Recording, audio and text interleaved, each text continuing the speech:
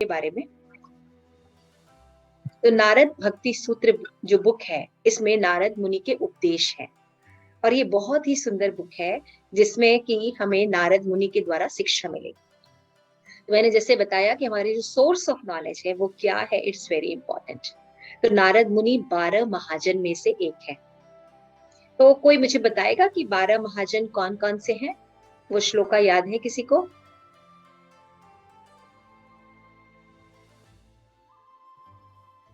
एक भी hand raise नहीं। सरप्राइज्ड?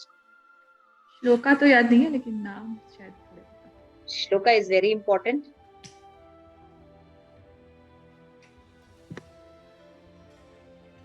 यस, प्रेम पद्मिनी माता जी। हरे कृष्णा। हरे कृष्णा माता जी। स्वयंभू नारदो शंभो कुमारो कपिलो मुनः जनको भीष्मः व्यास आदि कृपया। आई थिंक एक नाम में बीच में भूल गई। स्वयंभू नारदो शंभु कुमारो कपिलो मनो। यस। और जनको भीष्म व्यास आदि। एक नाम बीच में छूटा है। व्यास की वयम यानी यमराज। यस, तो ये जो बात है बिल्कुल ठीक है। तो 12 महाजन में नारद मुनि का नाम आता है। तो हम समझ सकते हैं कि महाजनों में नारद मुनि है। और हम देखते हैं नारद मुनि जो थे पिछले जन्म में वो गंधर्व थे, लेकिन श्राप के कारण उनको इस पृथ्वी पर एक मेड सर्वेंट के एक पुअर मेड सर्वेंट के घर में उनका जन्म हुआ। और उनके पिता भी नहीं थे, इसलिए उनकी जो माँ थी वो बहुत गरीब थी और वो घर घर थोड़ी सी सेवा करके अपना नारद मुनि जो थे उनका पालन करती थी। हमने कथा सुन रखी है, इसलिए शॉर्ट में जाएंगे कि नारद मुनि ने चतुर्मास में अपने जो उनकी माँ थी उन्होंने ब्राह्मणों की जो संत लोग पहले होते थे तो चतुर्मास होता था, तो एक जगह रह के वो अपनी भक्ति करते थे, तो उनकी सेवा करने का उन्होंने थोड़ा सा जिम्मा लिया था। और नारद मुनि अपनी माँ के कारण उनको बहुत ही सुंदर एसोसिएशन प्राप्त हुआ। उन चतुर्मास में उन्होंने साधु जो संगति है वो की और उनकी बातों को, इंस्ट्रक्शंस को, श्रीमद् भागवतम को बहुत ही ध्यान से सुनते थे और उनके बताए अनुसार जो भी इंस्ट्रक्शन थे उनको वो बहुत अच्छे से नारद मुनि पालन करते थे। और सबसे जो अच्छी बात थी कि सेवा भी करते थे और उसके साथ जो उनका जो साधु संत थे उनका उच्छिष्ट भी वो खाते थे, है ना। जो उनका जो प्रसाद वो छोड़ देते थे तो उन्होंने पूछा था तो वो प्रसाद वो खाते थे। तो इससे क्या हुआ, उनका जो हृदय था वो धीरे धीरे पवित्र होने लगा और वो भगवान की भक्ति में पूरी तरह से लिप्त हो गए।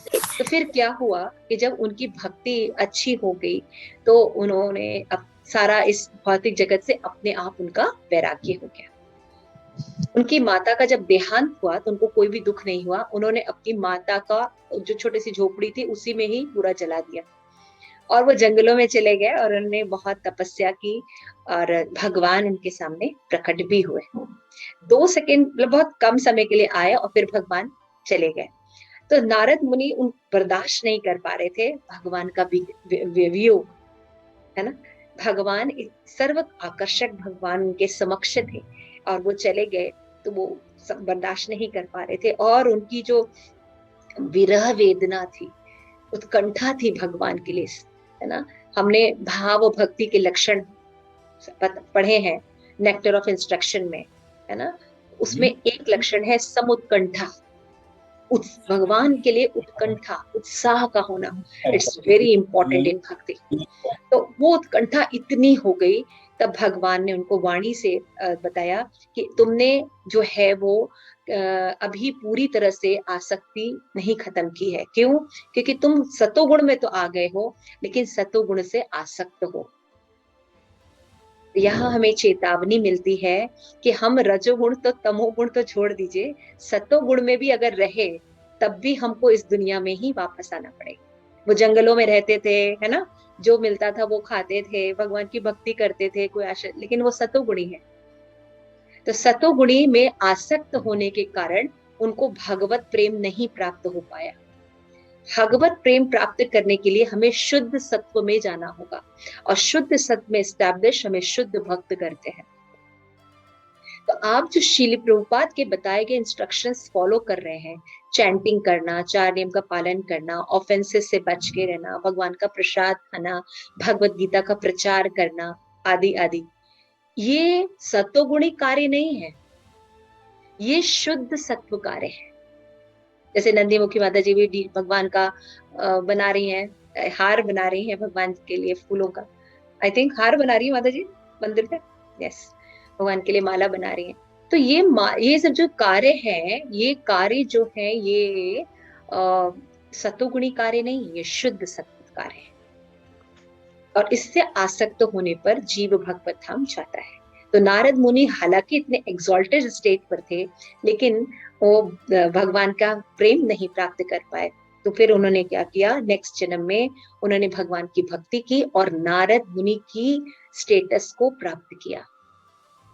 भगवान के मन को समझने वाले हैं नारद, इसलिए भगवान कब क्या चाहते हैं, अब वो क्या करना चाहते हैं, उसके अकॉर्डिंग नारद मुनि जो है एक दूसरे के यहाँ जाके कनेक्शन करते हैं, वो बातों को बताते हैं जिससे कि भगवान की लीला अच्छे से हो सके। तो हम देखते हैं कि जब कंस को पता ढूंढ रहा था कि कौन कृष्ण है, कौन कृष्ण है ना, तो नारद मुनि जाके बताते हैं कि ये जो यशोदा के पुत्र है ना, जिसको तुम ढूंढ रहे हो, वही तो तुम्हारा काल है। तो हमको लगता है कि अरे ये नारद मुनि तो ऐसा कार्य क्यों कर रहे हैं। तो वैष्णव जो होते हैं वो ये सोचते हैं कि जल्दी से भगवान आए और जल्दी से इस कंस को मारे ताकि दुनिया में थोड़ी शांति हो, है ना। लेकिन जिस तरह से पोर्ट्रेट किया जाता है फिल्मी दुनिया में नारद मुनि को, कि भगवान बहुत ही जॉली नेचर है, जोकिंग है और लोगों में लड़ाइयां कराते हैं नारद मुनि, ऐसा कैरेक्टर नारद मुनि का नहीं है। नारद मुनि ने प्रीचिंग भी की है और उन्होंने जिसको भी प्रीचिंग की है वो शुद्ध भक्त बना है। थोड़े से एग्जाम्पल्स हैं, जैसे व्यास मुनि, वाल्मीकि, प्रहलाद, ध्रुव, प्राचीन बरही, प्रचेताज, आप जितने भी लोगों को देखेंगे उसमें आधे से अधिक जो है वो नारद मुनि के द्वारा दीक्षित है। नारद मुनि के द्वारा उन्होंने ज्ञान, हाँ जी, दक्ष के 66,000 पुत्रों को भी उन्होंने, हाँ, दक्ष के जो 60,000 के पुत्र है उनको भी उन्होंने, तो मतलब आप देखेंगे तो नारद मुनि ने थोड़ी सी प्रीचिंग करके लोगों को शुद्ध भक्ति प्रदान की और उन सब ने भगवान को प्राप्त किया। तो ये है नारद मुनि। तो एनओडी में 17 चैप्टर, आई थिंक आप सबने पढ़ा होगा, उसमें भाव भक्ति के बारे में एक्सप्लेन किया गया है। तो उसमें बताया गया है कि जो 2 तरह से भक्ति की जाती है, साधना भक्ति और रागानुगा भक्ति, है ना। तो जो विधि विधान से भक्ति करके भगवान का प्रेम प्राप्त करने वाले जो एग्जाम्पल हैं वो है नारद मुनि, ठीक है। और भगवान की जो कृपा होती है उसमें एक्सप्लेन किया गया है कि भगवान की जो कृपा होती है वो 3 तरह से प्राप्त की जाती है ना। वो होता है वाचिक, आलोकदान और हार्द, यानी शुभकामनाएं। कितने लोगों को याद है ये सब 17 चैप्टर? एनओडी भक्ति शास्त्री कितने लोगों ने किया, हैंड रेज कीजिए। Okay, 1 2 3 4 5 6, okay 7 8, okay. इसमें से कोई एक बताएगा ये 3 तरह से कृपा कौन कौन सी होती है 17 चैप्टर में? मैंने नाम भी बता दिए, वाचिक, आलोकदान एंड शुभकामनाएं, हार्द। ओके, तो वाचिक में क्या होता है, भगवान की कृपा, इसे पता होना चाहिए डीलिंग। आप लोग कोई नॉर्मल स्टूडेंट्स नहीं है, आप सब पहले के स्टूडेंट हैं। तो भगवान की कृपा होती है नॉर्मल लोग बोलते हैं, लेकिन जो भक्ति शास्त्री हैं वो जानते हैं कि भगवान की कृपा की डीप मीनिंग क्या होती है, you have to understood। तो बातें याद रखा कीजिए। 17 चैप्टर आप जाके जरूर पढ़िएगा क्लास के बाद, एनओडी का 17 चैप्टर जैसे जरूर होगा।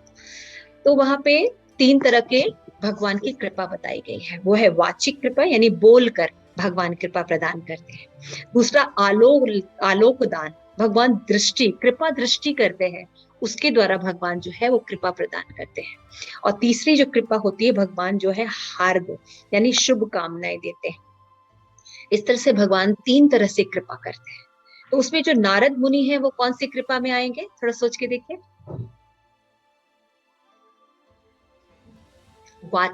वाचिका में आए, है ना।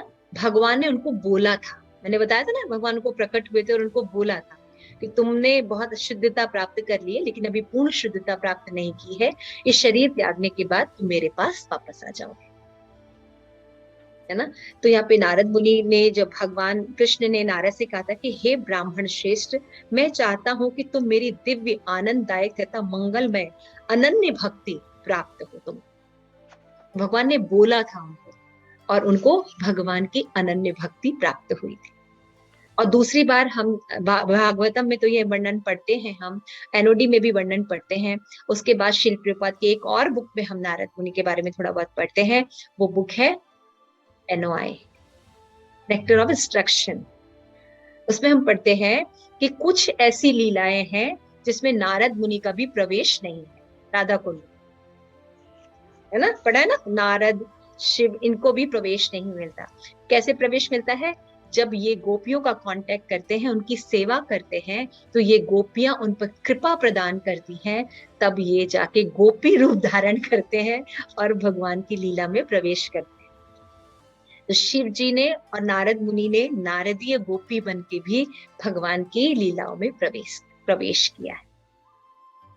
तो ये है हमारे नारद मुनि महाजन, 1 मिनट में किसी को कृष्ण प्रेम प्रदान करने वाले,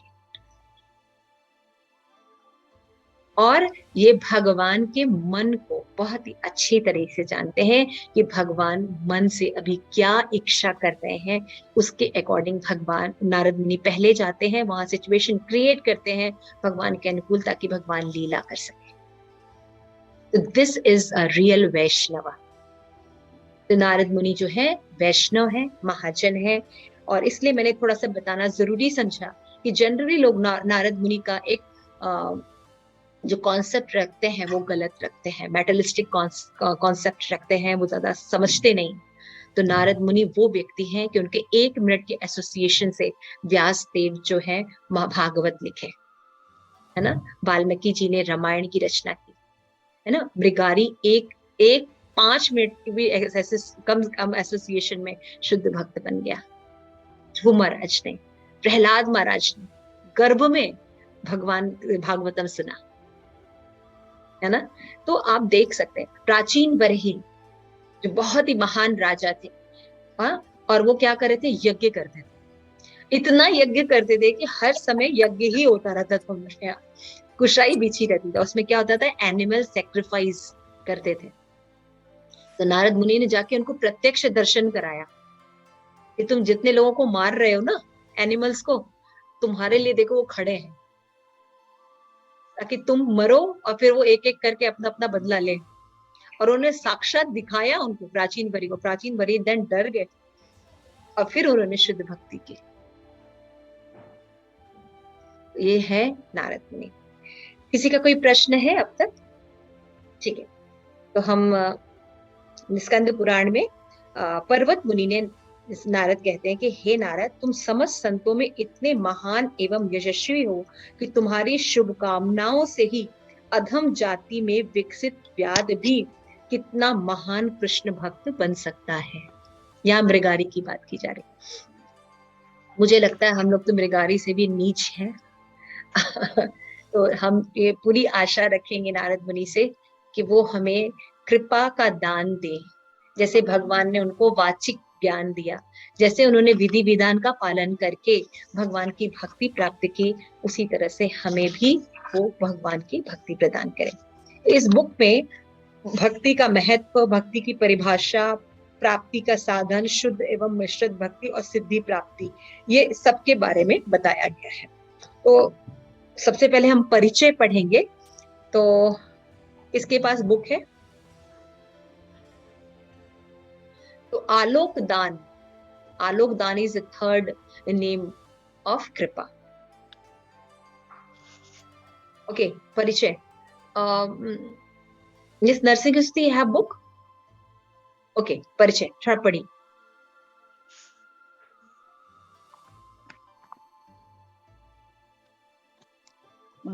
हरे कृष्णा। आवाज आ रही है माता जी? यस यस, लाउड एंड 1967 में कृष्ण कृपा मूर्ति श्री श्रीमद अभय चरणारविंद भक्ति वेदांत स्वामी प्रभुपाद ने नारद भक्ति सूत्र के 84 सूत्रों में से 13 का अनुवाद एवं तात्पर्य लेखन किया। 1981 में अंतर्राष्ट्रीय कृष्ण भावनामृत संघ के प्रशासनिक आयोग ने अपने वार्षिक स्तर में मुझे यह पुस्तक पूर्ण करने का परामर्श दिया। मैं ये कार्य पाकर प्रसन्न हुआ, विशेषकर क्योंकि नारद भक्ति सूत्र के प्राथमिक लेखन में शील प्रभुपाद के साथ मैं भी संलग्न था। मैं उन अन्वेषकों के छोटे से गुट का भाग था जो 1966 में परवर्ती भाग में शील प्रभुपाद के साथ उनके न्यूयॉर्क शहर स्थित 26 सेकेंड एवेन्यू पर एक गोदाम में के अगले भाग स्टोर फ्रंट में स्थापित मंदिर में युक्त हुआ था। एक बार हम प्रेम दर्शन देवर्षि नारद विरचित भक्ति सूत्र के गीता प्रेस के संस्करण को टटोलने लगे। हम में से कुछ उन सूत्रों के अमृत और सरलता के प्रति आकृष्ट थे। उन दिनों हम नौसिखिया अनुयायियों के लिए भारतीय संस्कृत पुस्तकों के सभी प्रकार के अनुवाद चुन लेना अस्वाभाविक न था। हम सोचते थे कि कोई भी हिंदू तत्व सामान्य तथा कृष्ण भावनामृत के ही अंतर्गत था, किंतु शीघ्र ही शील प्रभुपाद ने हमें भेद करना स्पष्ट किया। हमने जाना कि कई मायावादियों, स्वामियों, गुरुओं एवं पंडितों के वेश में नास्तिक के कार्य थे। इनमें से कुछ पुस्तकों के प्रति हमारा आकर्षण को हटाना कठिन था, किंतु जब शील प्रभुपाद ने समझाया कि कौन सी पुस्तक या गुरु अप्रामाणिक है तो हमने सदैव यही किया। आगे पढ़ो माता जी। यस, कोई और पढ़ना चाहेगा?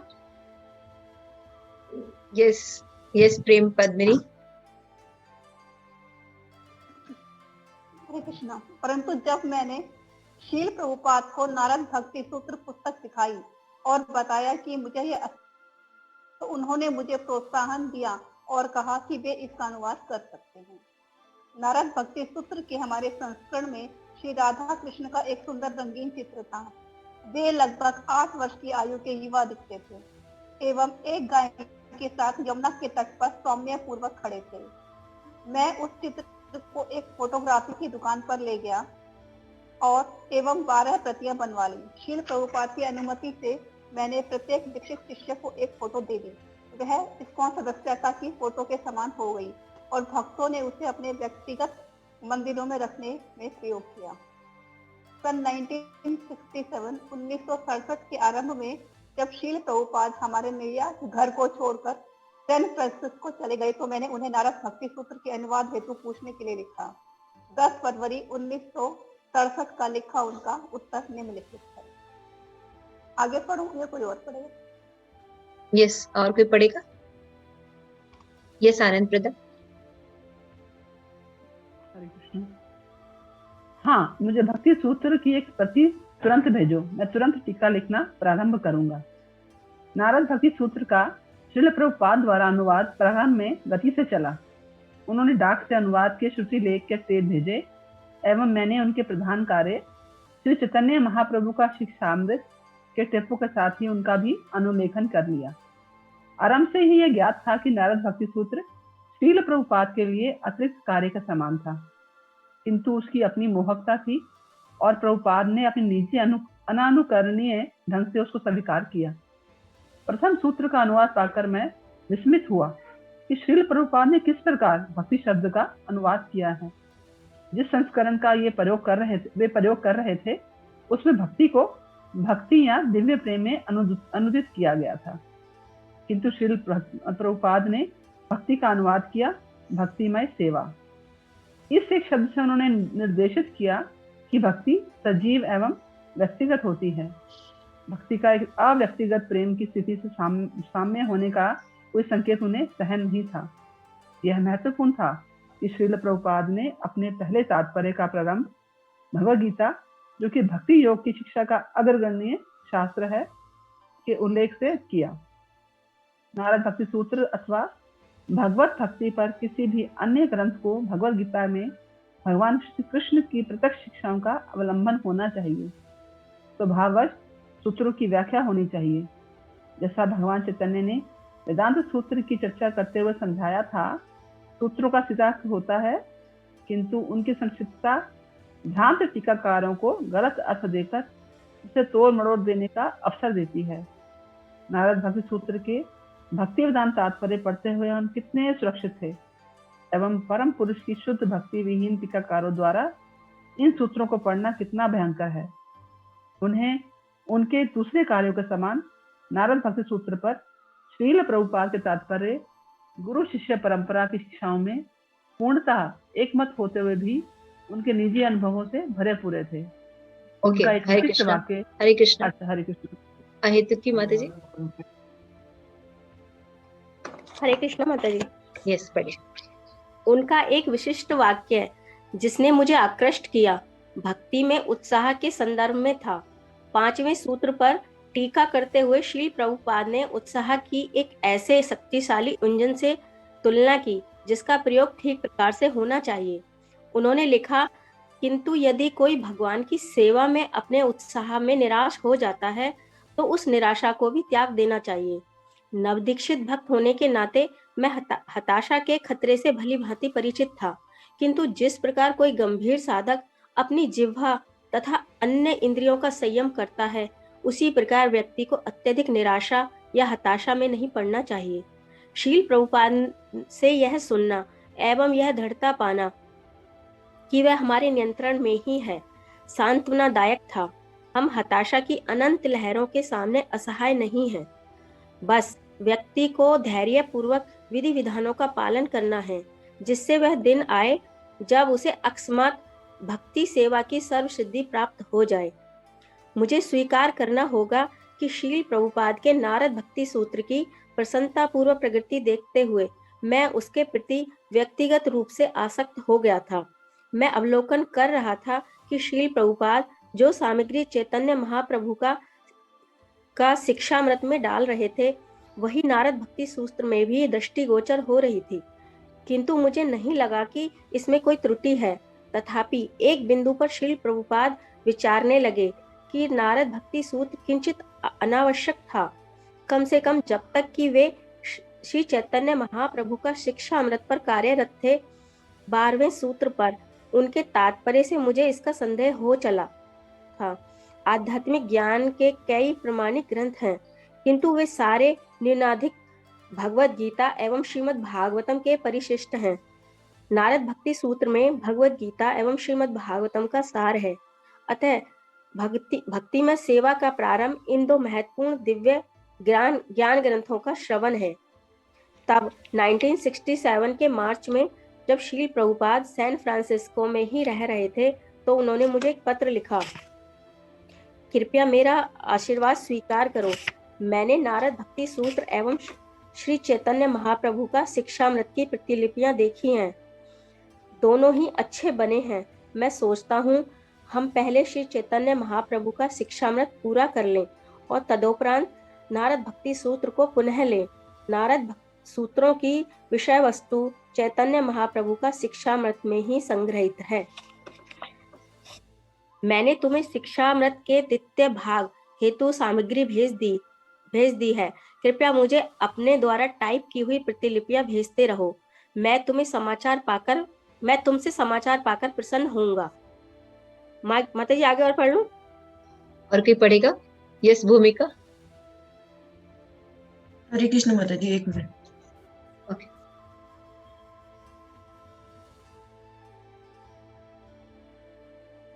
इस पैराग्राफ से पढ़ना है। यस। ओके। नारद भक्ति सूत्र का श्रील प्रभुपाद द्वारा अनुवाद प्रारंभ में गति से चला। उन्होंने डाक से अनुवाद के श्रुतिलेख के टेप भेजे एवं मैंने उनके प्रधान कार्य श्री चैतन्य महाप्रभु का शिक्षामृत के टेपों के साथ ही उनका भी अनुलेखन कर लिया। आरंभ से ही यह ज्ञात था कि नारद भक्ति सूत्र श्रील प्रभुपाद के लिए अतिरिक्त कार्य के समान था, किंतु उसकी अपनी मोहकता थी और प्रभुपाद ने। हरे कृष्णा, ये नहीं पढ़ना है, लास्ट पैराग्राफ, लास्ट पेज में देखो। एक मिनट। और इस प्रकार नारद भक्ति सूत्र पर श्री प्रभुपाद का कार्य। थर्ड लास्ट पैराग्राफ है माता जी, लास्ट पेज पे ना। ओके, ये और इस प्रकार, यही वाला ना? यस हाँ जी। और इस प्रकार नारद भक्ति सूत्र और शील प्रभुपाद का कार्य स्थगित हो गया तथा फिर कभी पुनः प्रतिपादित नहीं हुआ। यह लेखक का व्यक्तिगत चयन था जो श्री चैतन्य महाप्रभु का शिक्षा अमृत पर केंद्रित करना चाहते थे, किंतु इसको हमें नारद भक्ति सूत्र के तिरस्कार के रूप में नहीं देखना चाहिए। शील प्रभुपाद नारद भक्ति सूत्र को पुनः लेना चाहते थे, इसलिए 20 वर्षों से अधिक के पश्चात शील प्रभुपाद की प्रामाणिकता पर हम वह कार्य फिर प्रारंभ कर रहे हैं। इस कार्य को पूर्ण करने में हमने जो कुछ भी लिखा है वह हमने शील प्रभुपाद के छात्र के रूप में उनके द्वारा श्रीमद् भागवतम, भगवत गीता एवं चैतन्य चरितामृत तथा भक्ति रसामृत सिंधु के सार अध्ययन और भागवतम के 10वें स्कंद पूर्ण पुरुषोत्तम भगवान श्री कृष्ण के टीकाकृत अनुवादों का प्रयोग करके ही लिखा है। अपनी संक्षिप्तता, विश्व व्यापकता एवं भगवान कृष्ण के प्रति पूर्ण शरणागति पर बल देने में नारद भक्ति सूत्र की विशिष्ट मनोहरता है। एक minute Bhumika, 1 minute. Okay Gauri, you can complete it. Hare Krishna Mata ji. सूत्र पक्के हैं तथा सरलता से स्मरण रखे जा सकते हैं एवं निश्चिंतता से भक्ति मूलक चर्चाओं एवं प्रचार कार्य में उद्यत किए जा सकते हैं। श्रीला प्रभुपाद ने अपने लेखन में कई बार नारद भक्ति सूत्र का उदाहरण दिया है, जैसे श्री चैतन्य महाप्रभु का शिक्षाष्टक के इस वाक्य में नारद भक्ति सूत्र में कहा गया है कि जो कृष्ण भावनामृत में प्रगति के बारे में बहुत गंभीर है, उसकी कृष्ण को जानने की इच्छा भगवान की कृपा से शीघ्र ही पूर्ण हो जाती है। प्रस्तुत मुद्रण का प्रधान महत्व यह है कि श्रीला प्रभुपाद की साहित्य कृतियों में से एक और कृत्य उसके प्रस्तुत मुद्रण का प्रधान महत्व यह है कि श्रीला प्रभुपाद की साहित्य कृतियों में से एक और कृति अब उनके बढ़ते पाठक गणों हेतु पुस्तक रूप में उपलब्ध है। गोपी पराणधन प्रभु से और मुझसे प्रशासनिक आएगा कि नारद भक्ति सूत्र को पूरा करने की विनीत हमारे ऊपर उनकी कृपा ही है। हम प्रार्थना करते हैं कि हम श्रीला प्रभुपाद के मनोनीत प्रयोजनों में पथभ्रष्ट न हो तथा आशा करते हैं कि नारद भक्ति सूत्र का प्रस्तुत संस्करण प्रत्येक बढ़ने वाले के हृदय में आनंद एवं ज्ञान लाए। हरे कृष्ण माता जी। सत्य स्वरूप दास गोस्वामी, तो थैंक यू सो मच। तो ये है परिचय थोड़ा सा नारद भक्ति सूत्र के लिए। तो श्रील प्रभुपाद बिजी थे, जैसा कि हमने अभी एक बुक खत्म की है मुकुंद माला श्रोत, तो वो भी श्रील प्रभुपाद ने ट्रांसलेशन किया है, कुछ लोग ट्रांसलेशन किए, उसके बाद श्रील प्रभुपाद ने वो ट्रांसलेशन अपने शिष्यों को दे दिया था, फिर उसको उन्होंने कंप्लीट किया। और इसी तरह नारद भक्ति सूत्र के भी 14 श्लोक श्रील प्रभुपाद ने किए और उसके बाद उनके जो भक्तों ने उनके ये कार्य संपूर्ण किया। तो कितना प्रेम है उनका अपने गुरु के प्रति कि उनके जाने के बाद भी श्रील प्रभुपाद के जितने भी कार्य थे या जितनी भी चीजें हैं उसको पूरा करने के लिए वो तन मन और धन से लगे। तो ये अनुपम उदाहरण हम देख सकते हैं कि उन्होंने श्रील प्रभुपाद को आज हमारे समक्ष जिंदा रखा है। आज हम श्रील प्रभुपाद को देख सकते हैं, समझ सकते हैं, इतने श्रील प्रभुपाद की जय, श्रील प्रभुपाद की जय कर रहे हैं, लेकिन इसके पीछे उनके शिष्य हैं। उन्होंने श्रील प्रभुपाद को आज भी जीवित रखा है। तो हमारा भी उत्तरदायित्व है कि हम श्रील प्रभुपाद की शिक्षाओं को ठीक से पढ़ें और आने वाली पीढ़ियों के लिए हम अच्छे से इन सभी ग्रंथों को एक्सप्रेस कर सके, कल को हम प्रचार भी कर सके ना, क्योंकि मनोकल्पित बहुत सी किताबें मार्केट में है ना, इन्हीं शिक्षाओं को तोड़ मरोड़ के, जैसे भी लिखा है ना, इन्हीं नारद भक्ति सूत्र को और ग्रंथों में बहुत तोड़ मरोड़ से बताया गया है। गीता के सूत्रों को तोड़ मरोड़ के बताया गया है, जिससे क्या होता है कि शुद्ध भक्ति का विकास नहीं होता, ये शुद्ध ज्ञान नहीं आता। लेकिन जब हम श्रील प्रभुपाद के माध्यम से कोई चीज पढ़ते हैं तो हम श्रीमद् भागवत गीता और भागवतम के सिद्धांतों का सही रूप से प्रतिरूपण कर पाते हैं।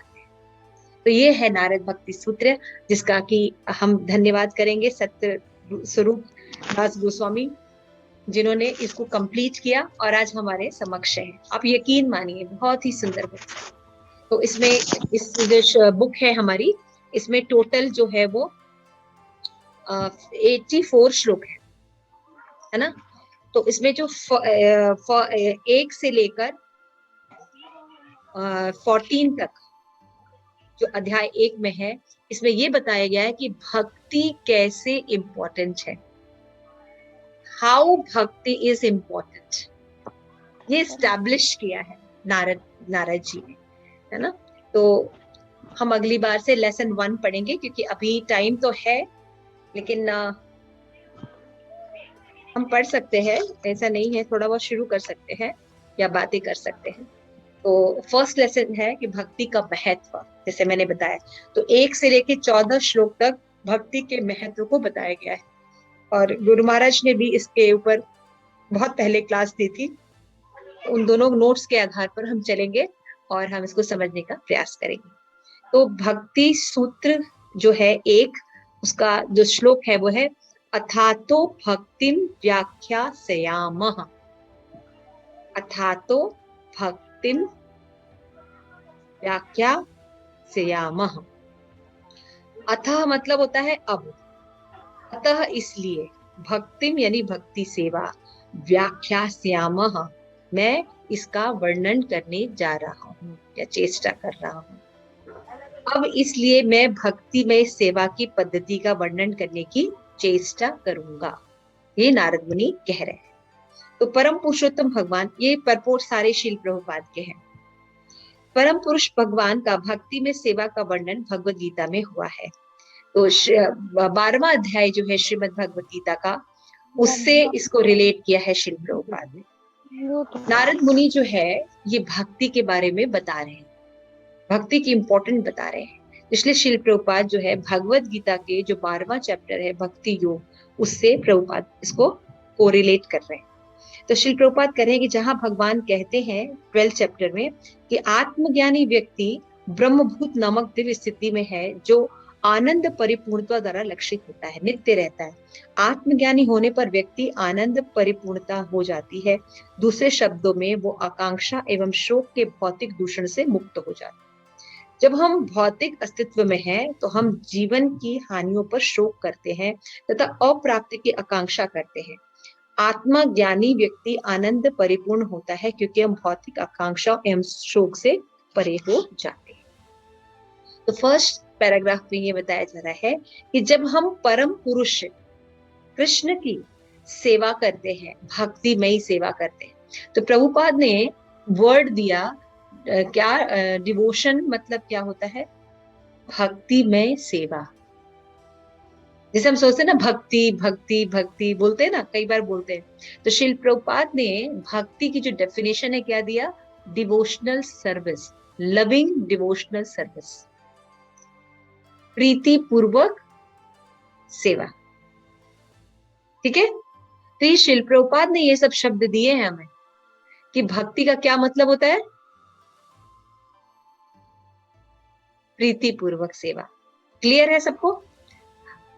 अगर आपसे कोई पूछता है कि भक्ति का क्या मतलब है, भगवान की प्रीति पूर्वक सेवा, डिवोशनल सर्विस, श्रील प्रभुपाद ने वर्ड दिया। तो यहाँ पे भगवान कहते हैं कि जो भगवान की भक्ति करता है वो अपने आप ज्ञानी भी हो जाता है और ब्रह्मभूत अवस्था को भी प्राप्त कर लेता है।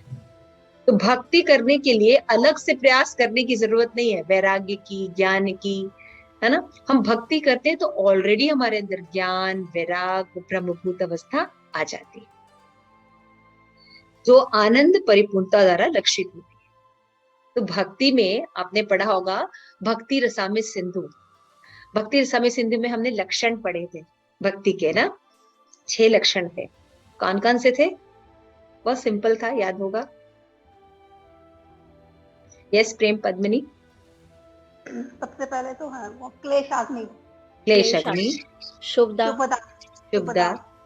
सद्गुण, मोक्ष लघुता, मोक्ष लघुता, विकृत, सान्द्रानंद विशेषात्मा, सान्द्रानंद विशेषात्मा, प्रेम, श्री कृष्ण कृष्ण आकर्षणी, श्री कृष्ण आकर्षणी, श्री कृष्ण आकर्षणी। और एक और एक मिस हुआ है। हाँ, अब वो कौन सा मिस हुआ है मैडम? हाँ, वही सोच रही हूँ। भक्ति वैभव कर रही हैं आप? भक्ति वैभव कर रहे हैं? शुभदा, शुभदा हो गया था। शुभदा हो गया। सुदुर्लभा, सुदुर्लभा, सुदुर्लभ, अच्छा HPC का है सुदुर्लभा। हाँ, सुदुर्लभा, ठीक है ना। तो भक्ति के 6 लक्षण हैं। कौन कौन से प्रेम मंजरी? सबसे पहला है क्लेश अग्नि, फिर है क्लेश अग्नि, सुदुर्लभा और साधारण विशेष आत्मा। लाइन से किसको याद है? देखिए, सबसे पहले क्या है? क्लेश अग्नि, शुभदा, मोक्ष लघुता। मोक्ष लघुता ये साधन स्तर पर ही हो जाती है। जब हम साधना करते हैं तो अपने आप हमारे जो क्लेश हैं, आदि दैविक, आदि भौतिक, आदि आध्यात्मिक, ये अपने आप ही कम हो जाते हैं। अगर हम बहुत दुखी रहेंगे तो हम भक्ति नहीं कर सकते। कर सकते हैं? नहीं ना। तो जैसे ही आप कृष्ण भक्ति शुरू करते हैं, भगवान सबसे पहले आपके क्लेश को दूर करते हैं, अवस्था तक करते हैं कि आप भक्ति कर सकें। तो भक्ति करते ही सारे क्लेश जो है वो दूर हो जाते हैं, क्लेश है, और आपके जीवन में शुभ आना शुरू हो जाता है, ऑस्पिशियस, है ना। तो भक्ति जब हम शुरू करते हैं साधन अवस्था पे ही, क्लेश अग्नि, शुभदा, मोक्ष लघुता, सुदुर्लभा, क्लेश अग्नि, शुभदा और साधारण विशेष आत्मा, सुदुर्लभा, मोक्ष लघुता और श्री कृष्ण आकर्षण, है ना। तो आपका क्लेश अग्नि और शुभदा जो है ये साधना लेवल पर ही हो जाता है, साधन लेवल पर हो जाता है। उसके बाद साधारण विशेष आत्मा और सुदुर्लभा आपका कहाँ होता है? भाव भक्ति, वेरी नाइस।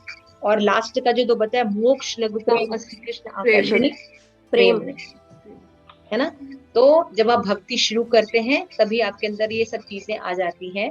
पहले तो क्लेश अग्नि आपकी खत्म हो जाती है और आपके जीवन में शुभता आ जाती है, तुरंत होता है ये। इस पर थोड़े दिनों बाद आपके अंदर एक साधारण विशेष आत्मा, मतलब एक आनंद की अनुभूति होती है भक्ति करने से। और सुदुर्लभा, भक्ति इतनी इजी नहीं है। जो आपको श्रील प्रभुपाद की भक्ति मिल रही है, जब आप पढ़ रहे होंगे तभी आप समझ रहे होंगे कि कितनी दुर्लभ है। हम जिन मटेरियल चीजों को, मटेरियल मॉरल साइंस को भक्ति समझते थे, वो तो भक्ति थी ही नहीं, उसका कोई झलक भी नहीं है वहाँ, है ना। भक्ति कितनी डिफरेंट चीज है, तो सुदुर्लभा होती है। दिस इज द लक्षण ऑफ शुद्ध भक्ति। तो यहाँ पे उसी की बात कर रहे हैं। सेकेंड बता रहे हैं, आनंद परिपूर्णता लक्षित होती है, 3rd स्टेज, है ना। क्लेश अग्नि, शुभदा और साधारण विशेष आत्मा, ये 3rd लक्षण है भक्ति का, जो कि भक्ति करने से प्रकट होती है। दूसरे शब्दों में, आकांक्षा एवं शोक के भौतिक दूषण से मुक्त हो जाता है। क्या है? क्लेश अग्नि जो हो जाती है। जैसे ही कोई भक्ति करता है, उसके जो मटेरियल कांटेक्ट के कारण आत्मा में जो शोक, दुख और क्लेश रहते हैं वो कम हो जाते हैं, खत्म हो जाते हैं। तो ये भौतिक दूषण है वो उसका भक्ति करने से अपने आप खत्म हो जाता है। क्योंकि हमें समझना होगा, जब हम भक्ति करते हैं तो हम किसके अंडर में है? राधा रानी के कि माया के? राधा रानी के अंडर में आ गए।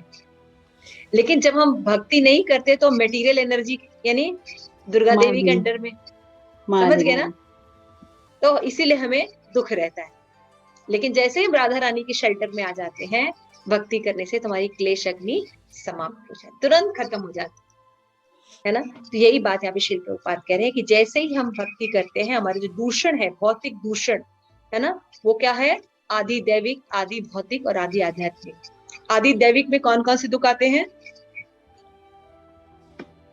बाढ़, सूखा, वेरी नाइस, भूकंप आ जाना, ज्यादा वर्षा होना, ज्यादा वर्षा होना।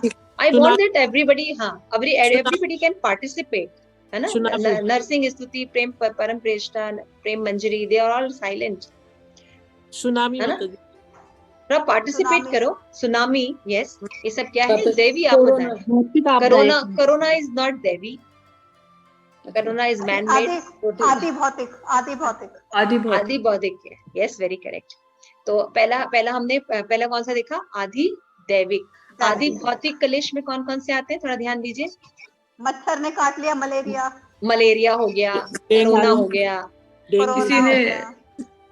किसी ने परम प्रेष्ठा माता जी आदि भौतिक कलेश, डेंगू माता जी, डेंगू यस, सांप ने काट लिया, वो भी सांप ने काट लिया, यस प्रेम मंजरी, या किसी की हत्या कर दी, किसी की हत्या कर दी, यस, टेररिस्ट अटैक, या मानसिक मतलब किसी को पीड़ा पहुंचाना, वो भी आदि भौतिक है। आध्यात्मिक में आता है माता जी।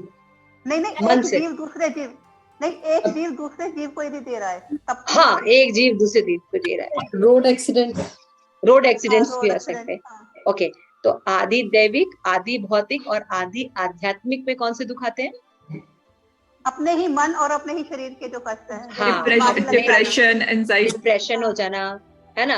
अब हमारा मन ही दुखी है, अगर हमारा मन ही दुखी है, क्यों परम प्रेष्ठा माता जी, मन अगर दुखी है तो हम अगर सुखी चीज भी देख रहे हैं, अरे ठीक है ना, नारद भक्ति सूत्री तो करा रही है, ठीक है, कौन सी बड़ी बात कर समझ रहे, तो अपना मन ही दुखी है तो सब कुछ दुखी लगेगा। लेकिन अगर अनंग मंजरी माता जी की तरह लोग उत्साहित हैं तो क्या कहेंगे, ओहो नारद भक्ति सूत्र पढ़ रहे हैं, हम भी पढ़ेंगे, समझ में आए चना आए, हम भी सुनेंगे क्लास। तो मन सुखी है तो क्या है, सब कुछ अच्छा लगता है, लेकिन मन दुखी है तो सब कुछ बेकार लगने वाला है। मतलब संगीत भी रोने जैसा लगेगा कि क्या म्यूजिक बज रहा है, सर दर्द कर रहा है ये भी, जब अपना मूड अच्छा ना हो तो। हाँ, तो मन से जो दुख होते हैं, और आधा से अधिक तो संसार में मन से दुखी होते हैं। मन के दुखी, तन के दुखी तो है ही है, मन से दुखी सबसे ज्यादा है। क्यों? नरसिंह स्तुति, ठीक है ना, है ना, तो प्रचार करने जा रही हूँ तो मिल रहे हैं तन के सुखी और मन के दुखी। यस माता जी। तन से तो बहुत सुखी है, ये है, घर है, मकान है ना, लेकिन मन से दे आर ऑल दुखी, है ना। तो इसलिए ये जो 3 कलेश हैं, ये भक्ति करने से दूर हो जाते हैं। जब हम भौतिक अस्तित्व में होते हैं तो जीवन की हानियों पर शोक करते हैं और अप्राप्ति की आकांक्षा करते हैं। ये 2 चीजें करते हैं ना। जब हम भक्ति नहीं करते हैं तो क्या करते हैं, जो चीजें हमें प्राप्त नहीं करनी, इकट्ठा नहीं करना, क्यों सच्ची माई माता जी, उनके पीछे लगे रहते जी माता जी, है ना। मटेरियल चीजों के ये इकट्ठा करना, 1 मकान हो गया 2 मकान कर ले, है ना माता जी, सच्ची माता जी। अब 1 मकान हो ही गया, दूसरा भी कर लें, ऐसे ही सोच रहे होगे ना। खरीद ले। प्रजल्पा। तो हम जब भौतिक अस्तित्व में होते हैं तो जीवन की हानियों पर शोक करते हैं। अरे ये हो गया, मेरा तो ये चला गया, अरे मेरे बाल सफेद हो गए, परम प्रेष्ठा माता जी, डाई लगाना पड़ रहा है, हमें तो डाई लगाना पड़ रहा है, तो ये बड़े शोक करते हैं, हाय मेरा ये हो गया, मेरा ये हो गया। हाँ, ऐसे बहुत से जो शोक करते रहते हैं, और जो प्राप्त नहीं हो सकती उनके दिन भर हम एक्सपेक्टेशन करते हैं, है ना, कि अरे भूमिका तो IAS ऑफिसर बन गई, तो गौरी कहेगी हम भी IAS ऑफिसर बने, है ना। तो फिर गौरी ने पढ़ाई लिखाई तो IAS ऑफिसर की नहीं है, तो होगा क्या, आकांक्षा करेगी, नहीं हम कर रहे, वो उसने कैसे कर लिया, मैं भी करूं। तो ऐसा थोड़ी होता है ना। तो आकांक्षा किसकी करते हैं, जो प्राप्त नहीं हो सकती, है ना, जो हमारी किस्मत में नहीं है, हम उसके लिए सोचते रहते हैं कि हम ऐश्वर्या राय जैसे सुंदर दिखे। वैसा तो नहीं हो सकता, है ना। ऐश्वर्या राय है, हम लोग क्यों हम है, पानी कम है। लेकिन प्राप्त क्या करना चाहते हैं, जो हम प्राप्त नहीं कर सकते, मतलब हमारी लिमिट के बियॉन्ड है। तो ये मटेरियल नेचर है। और आत्मज्ञानी व्यक्ति आनंद परिपूर्ण होता है, और इसके विपरीत देखिए, एक हुआ मटेरियलिस्टिक व्यक्ति, दिन भर शोक करता रहता है। शोक किस बात का करता रहता है, अरे ये खराब हो गया, ये खत्म हो गया, ये ऐसा हो गया। अरे मटेरियल वर्ल्ड है, सब नष्ट ही होने वाला है, कुछ भी बचने वाला नहीं है। हिरण्यकश्यप का कुछ नहीं बचा, रावण का कुछ नहीं बचा, कंस का कुछ नहीं बचा, तो हमारा क्या बचने वाला है ना। और सबसे बड़ी चीज कि जो प्राप्त नहीं कर सकते, जो हमें नहीं मिली, उनके लिए दिन भर आकांक्षा करते रहना। दूसरी तरफ देखिए, जो भक्ति करता है, जो ज्ञानी व्यक्ति हो जाता है, वो आनंद में रहता है। अगर कुछ उसका मान लीजिए खराब हो गया, कोई चीज हानि हो गई, तो क्या कहता है, तत्ते अनुकंपा सुसमीक्षमाण। चलो अच्छा ही है, भगवान ने नारद मुनि की जो माँ का देहांत हुआ तो कहे बहुत ही अच्छा हुआ, एक ही आसक्ति थी मेरी खत्म हो गई, इसको भी झोपड़ी के साथ जला दो और चलो भक्ति करने। हरि बोल। हरे कृष्णा कृष्णा कृष्णा हरे हरे, हरे राम राम राम हरे हरे। है ना, भक्त जो रहता है वो ऐसा ही करता है कि ठीक है आज घर से जैसे हम लोग को इस समय घर से निकाल दिया जाए, है तो लोग कहेंगे बहुत अच्छा भगवत गीता बांटेंगे सर। हरे कृष्णा कृष्णा कृष्णा हरे हरे राम राम राम हरे हरे। है ना, लेकिन अभी बाकियों को निकाल दिया कि अरे हमें घर से निकाल दिया, मेरा क्या होगा, कौन मेरा पालन करेगा। और अभी हम लोगों को निकाल देते, हम लोग 4 भगवत गीता उठाएंगे निकल जाएंगे, कहेंगे चलो भाई बुक डिस्ट्रीब्यूशन ही कर ले, अब तो निकल ही गए।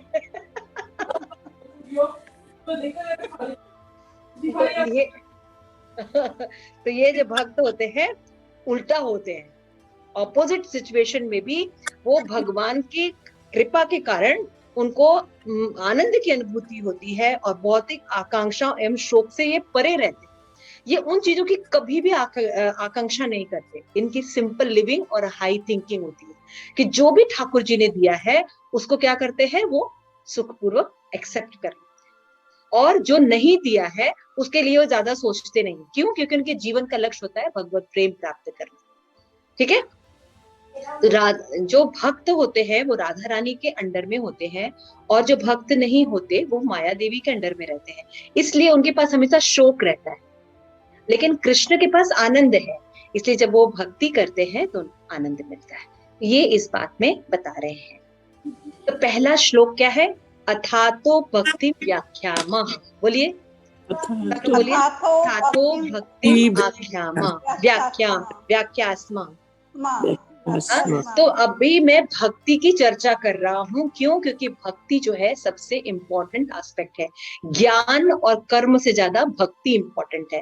तो छोटा सा शब्द है लेकिन इसको शिल प्रभुपाद देखिए कितना बताया। तो आज हम एक पैराग्राफ पढ़ेंगे, बाकी हम नेक्स्ट क्लास में करेंगे। प्लीज इसको रीड करके आइएगा, कोशिश कीजिएगा कि थोड़ा हम इसको पढ़ सके। और मैंने जो परिचय में आप लोगों को NOD का